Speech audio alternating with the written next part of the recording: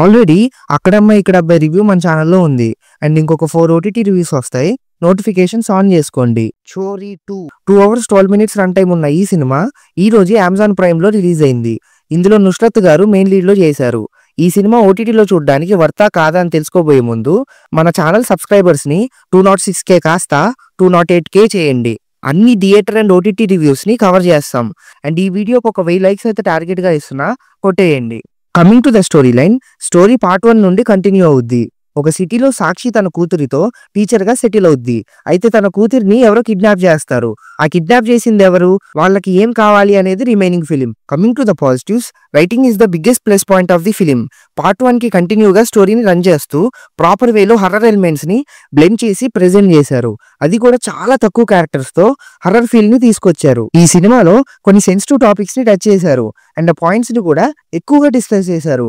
Girls మీద physical violence గురించి, motherhood గురించి, ఇలాంటి ఇంకా సెన్సిటివ్ టాపిక్స్ ని టచ్ చేస్తూ వెళ్లారు. ఒకటే సిచ్యువేషన్ లో హర్రర్ అండ్ సస్పెన్స్ ని మెయింటైన్ చేయడం చాలా కష్టం.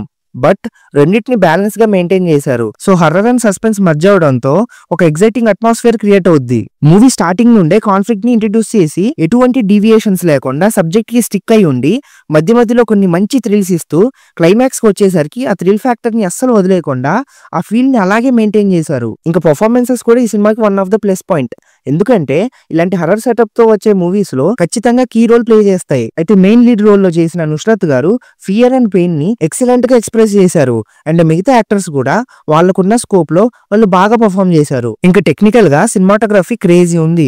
ఒక మేజ్ లాంటి ఏరియాలో హర్రర్ ఫీల్ కి తగ్గట్టు ఫ్రేమ్స్ ని సెట్ చేయడం చాలా కష్టం. ఇంకా లైటింగ్ అండ్ కలర్ గ్రేడింగ్ కూడా ఎక్సలెంట్ ఉన్నాయి.